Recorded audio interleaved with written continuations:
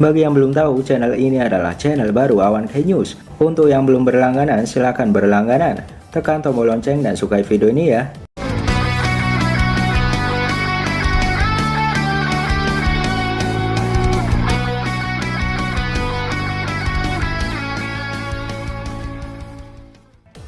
Bocoran resmi dari majalah Jepang membocorkan Boruto episode 223 berjudul Inojin vs Hoki akan rilis pada Minggu 7 November 2021. Sedangkan sudah ada sinopsis singkat untuk episode ini. Ujian akhir dimulai dan pertandingan pertama adalah Inojin dan Hoki dari tim 25. Segera setelah pertandingan dimulai, Inojin menggunakan jutsunya yaitu teknik menggambar, meniru binatang super untuk menyerang Hoki. Tentu saja sebelumnya sudah dijelaskan, di mana Hoki rupanya mempunyai kemampuan rahasia. Kita semua belum mengetahui kemampuan rahasia Hoki. Ini membuat seru, mengingat Hoki sering bersama dengan Anbu. Tentu cara bertarungnya akan lebih berkembang dari pelajaran selama misinya. Mungkinkah lagi-lagi Inojin akan gugur pada ujian Chunin? Menarik untuk ditunggu. Sedangkan pembahasan lanjutan mengenai karakter yang terlibat, yaitu 1. Yamanaka Inojin. Inojin adalah anak dari Sai dan Ino. Meski begitu, biasanya dia lebih sering menggunakan teknik Chojugiga milik ayahnya daripada Shintenshin no Jutsu milik ibunya. Di episode 33, Inojin sempat tak bisa menggunakan Chojugiga. Ia lalu menggunakan Shintenshin no Jutsu milik Ino. Namun ia belum terbiasa menggunakannya saat itu. Kemudian Inojin lalu latihan Shintenshin no Jutsu dengan lebih serius pada episode 140, di mana ia terpaksa menggunakannya untuk melerai pertikaian antara ayah dan ibunya. Inojin juga tampaknya mengalami perkembangan karakter setelah episode 140 itu, dan tak akan langsung mundur hanya karena suatu masalah terlalu sulit untuknya. Terakhir kali bahkan Inojin mampu mendeteksi shinobi penyusup dengan kemampuan khusus yang menyusup ke desa Konoha. Inojin menggabungkan Chojugiga dan Shintenshin untuk mengejar penyusup itu. Dengan ini jutsu gabungan tercipta berkat pemikiran dari Inojin. Tentu dengan ini, Shintenshin no Jutsu Inojin dan Chojugiga semakin kuat saat ini, dan itu siap melakukan pertempuran melawan Hoki. 2. Taketori Hoki. Dilansir dari duniaku.com, Taketori Hoki adalah bagian dari tim 25. Dijelaskan dia sering mengikuti misi bersama dengan Anbu. Sedangkan seperti yang kita tahu, Anbu adalah pasukan elit atau pasukan khusus ninja yang dibentuk untuk menjalankan misi rahasia. Dari segi kemampuan, Hoki memang tidak semenonjol para tokoh utama, tapi dia mempunyai keunikan tersendiri. Hoki memiliki kemampuan memori fotografis. Dia dapat mengingat sempurna segala sesuatu yang dia lihat.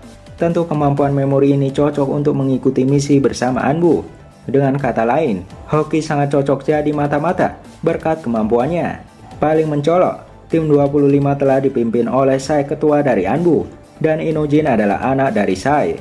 Kenapa Hoki harus melawan anak dari pemimpinnya? Pasti ada alasannya. Misalkan saja, Hoki pasti sering melihat jutsu Chojugiga milik Sai, dan kemampuan memori fotografis pasti mengingat setiap jutsu dari gurunya ini. Jika mungkin karena Hoki terbiasa dengan jutsu gurunya, dia akan bisa mengatasi jutsu Chojugiga dari anaknya yaitu Inojin. Tidak ada pilihan lain, mungkin Inojin akan melawan dengan Shintenshin no Jutsu. Tapi perlu diingat, pada bocoran Hoki tampak memiliki senjata rahasia pada lengannya. Ini baru pertama kali diceritakan, dan kita tidak tahu kejutan apa yang diberikan oleh Hoki nantinya. Penampilan Hoki yang mirip dengan Kakashi ini mengundang pertanyaan apakah dia anak dari Kakashi. Faktanya Hoki tidak memiliki hubungan darah dengan Kakashi, namun dia sangat mengagumi sosok Kakashi dan meniru cara berpakaian Kakashi. Selain pembahasan itu, perlu diperhatikan bahwa di Naruto Shippuden episode 390 ada klan yang disebut-sebut sebagai klan Taketori. Yang diketahui soal klan itu, mereka punya koneksi politis dengan klan Hyuga. Meski begitu, belum diketahui sekarang apakah Hoki punya hubungan dengan klan tersebut. Bisa jadi akan terungkap pada episode ini. Itulah sekian pembahasan dari Hoki dan Inojin. Menurut kalian siapa yang akan menang?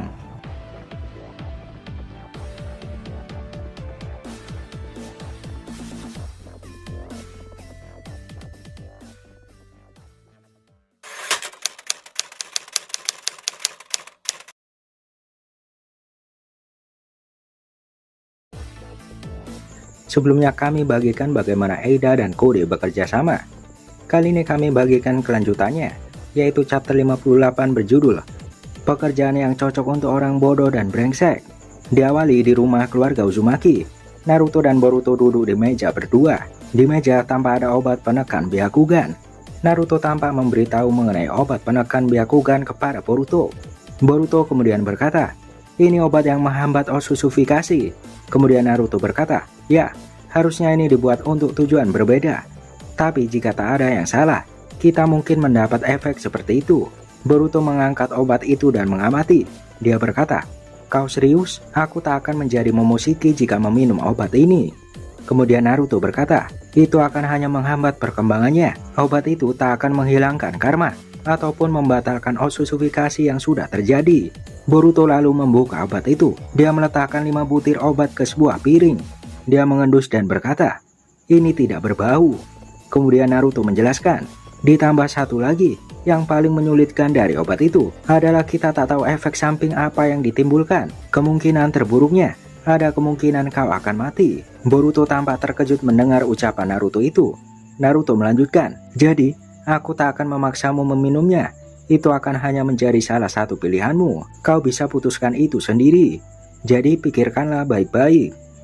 Boruto tiba-tiba mengangkat satu pil itu, kemudian dengan cepat menelan obat itu tanpa rasa bersalah. Naruto sangat terkejut melihat itu.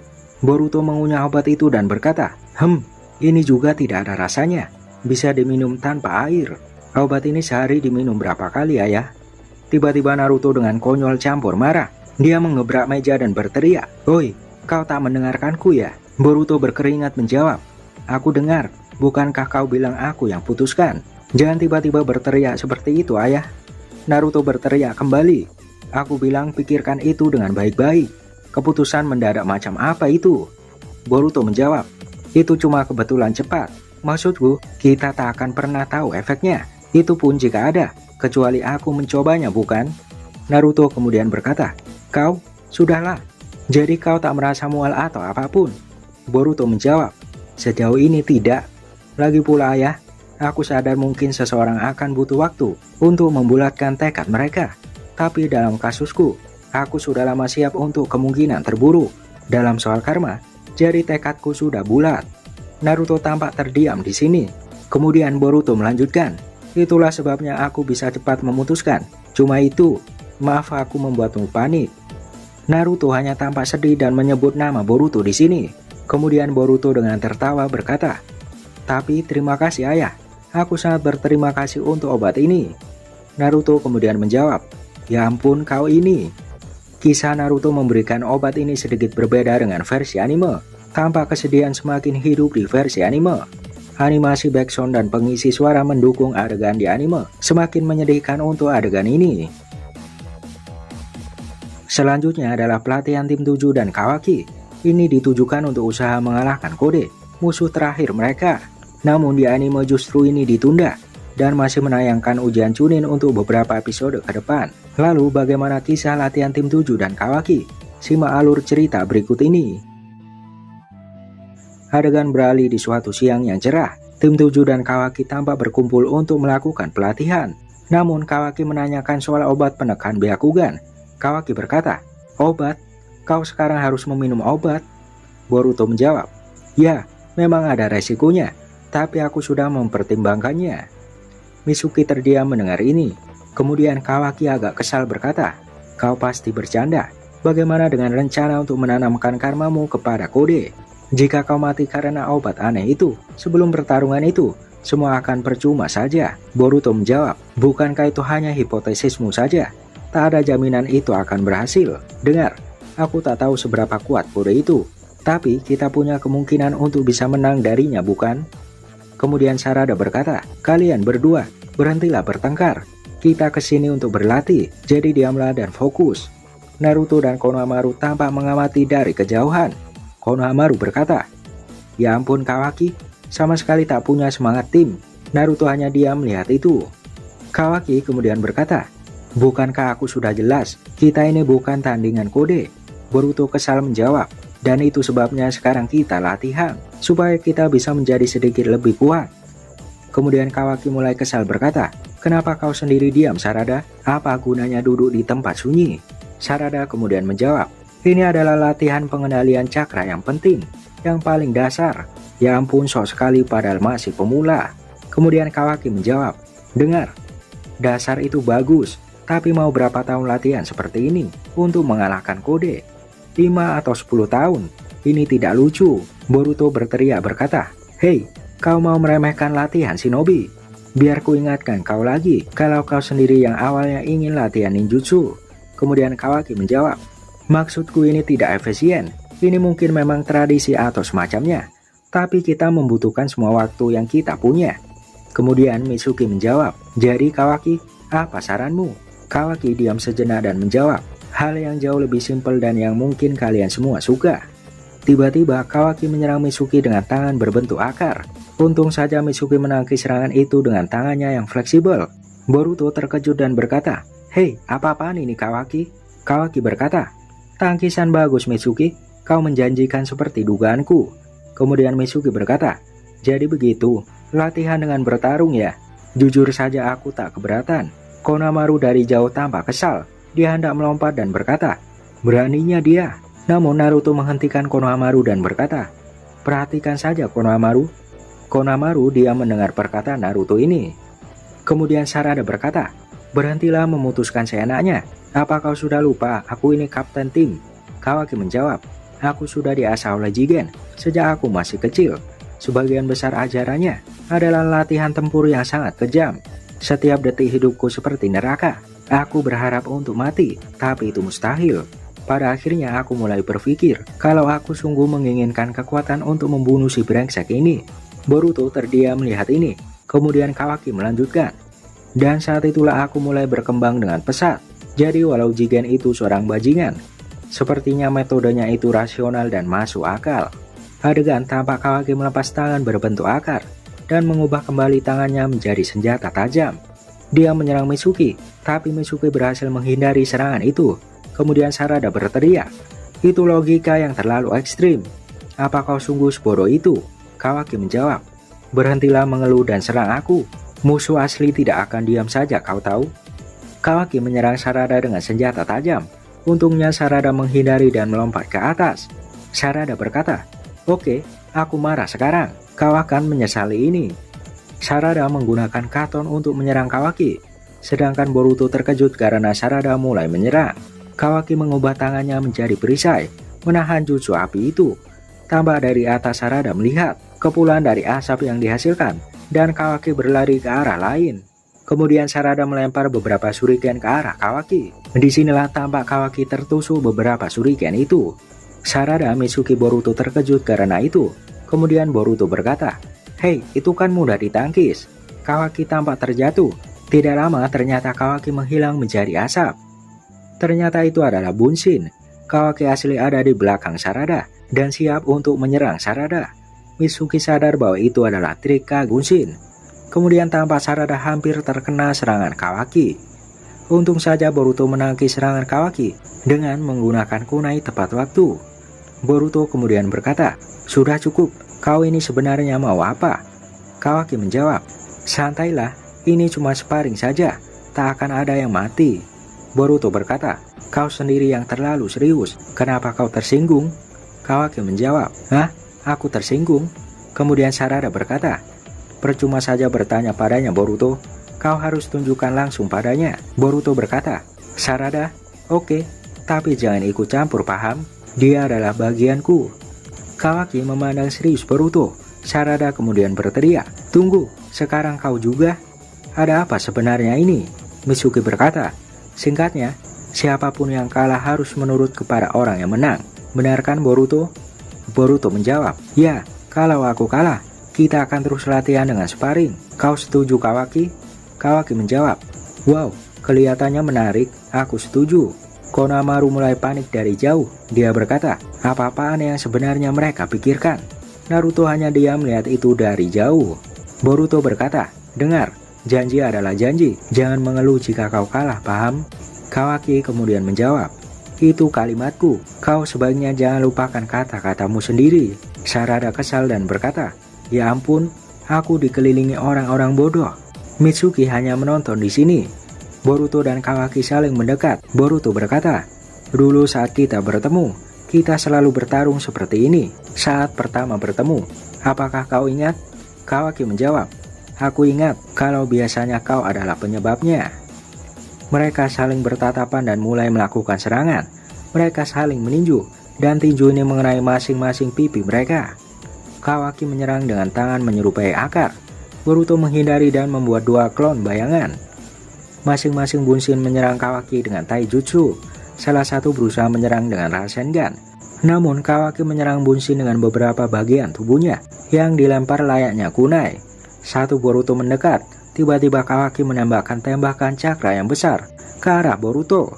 Boruto mengaktifkan karma dan berusaha menyerap tembakan Kawaki di sini. Benar saja tembakan Kawaki berhasil diserap. Kemudian Kawaki berkata, "Kurang ajar, karma brengsek." Kemudian Boruto menggunakan Raiton, Jin Raisen. Tampak tangan kiri Kawaki mengarah ke Raiton, seolah akan menyerapnya. Namun tentu karma Kawaki sudah tidak ada. Hasilnya, benar saja serangan listrik ini berhasil mengenai Kawaki. Kawaki terlempar jauh dan terjatuh. Dia melihat telapak tangannya yang tidak mempunyai karma lagi. Kawaki melihat telapak tangan kirinya dan berkata di pikirannya, "Tanpa sadar aku mencoba menyerapnya. Apa artinya aku terlalu bergantung pada karma, lebih dari dugaanku?" Boruto kemudian berkata, "Aku menang. Setidaknya kau ini mau mengeluh." Kawaki terpuruk dan terdiam. Kemudian Sarada berkomentar, "Game over. Kuharap sekarang mereka tak ribut lagi." Kawaki berkata dalam pikirannya, "Sialan, aku tak bisa menerima ini begitu saja." Kawaki kemudian melihat ke arah Naruto dan Konohamaru. Dia berkata pada pikirannya, "Payah, bagaimana bisa aku melindungi Hokage jika kau sepayah ini?" Boruto mendekat dan berkata, "Ada satu hal yang berubah dari sejak pertama kita bertemu. Aku sekarang bisa tahu apa yang kau pikirkan, kurang lebih. Jangan tanggung itu semua sendiri. Bersandarlah juga pada kami. Kami ini temanmu." Sarada, Mitsuki, dan Kawaki diam mendengar ini. Boruto melanjutkan, "Kau mungkin merasa bertanggung jawab atas Kara yang mengincar Konoha dan juga akan ayah. Tapi itu semua sebenarnya bukan salahmu. Mau bagaimanapun, kita tak bisa membiarkan penjahat bebas bertindak seenaknya, benar kan? Itulah yang dilakukan Shinobi. Kau juga sama, bukan?" Kawaki masih terdiam di sini. Naruto kemudian berkata pada Konohamaru, "Wah wah wah, lihat siapa yang sudah dewasa." Konohamaru menjawab, "Dia terdengar mirip denganmu dulu, Tuan Hokage." Kemudian tampak Kawaki bersender pada tangan kanannya sembari bergaya. Dia berkata, "Hah? Terserahlah. Kau tahu, kata-kata besar macam itu akan terdengar lebih baik jika diucapkan oleh orang yang lebih bisa diandalkan." Sarada kemudian berkata, "Aku tak percaya dia mengatakan itu. Dia sudah kalah. Sikap dia sangat buruk." Kawaki kemudian berkata, "Ya, mau bagaimana lagi? Aku akan menurutimu sementara ini, dan dengan caramu itu juga." Boruto kemudian menjawab, "Bodoh, kami yang harus menurutimu." Naruto tampak serius memperhatikan. Dia berkata dalam pikirannya, "Berjuanglah kalian semua, dan jadilah jauh lebih kuat lagi." Boruto kemudian berteriak, "Baiklah, mari kita teruskan latihan sekarang juga." Kawaki melihat tangan kirinya yang tanpa karma, dan berkata dalam pikirannya, "Aku bersumpah akan menjadi lebih kuat, walau demi apapun juga." Itu adalah akhir chapter 58 sepenuhnya. Adaptasi Naruto memberikan pil penekan Byakugan sudah diadaptasi di versi anime. Namun konflik antara Kawaki dan tim 7 rupanya akan ditunda beberapa episode di anime. Bisa jadi akan diadaptasi setelah ujian Chunin, atau mungkin lebih lama lagi. Jelasnya pasti akan diadaptasi. Kawaki sadar bahwa dia terlalu bergantung dengan karma. Disinilah Boruto menawarkan untuk menangani masalah itu secara bersama-sama. Hal ini tentu membuat hubungan ikatan Kawaki dan Boruto semakin erat di chapter ini. Naruto juga menaruh harapan besar kepada generasi baru Konoha. Tentu saja sekarang bukan era Naruto lagi. Boruto akan semakin bersinar ke depannya. Terima kasih sudah menonton. Saksikan terus kami hanya di Awan Kai News.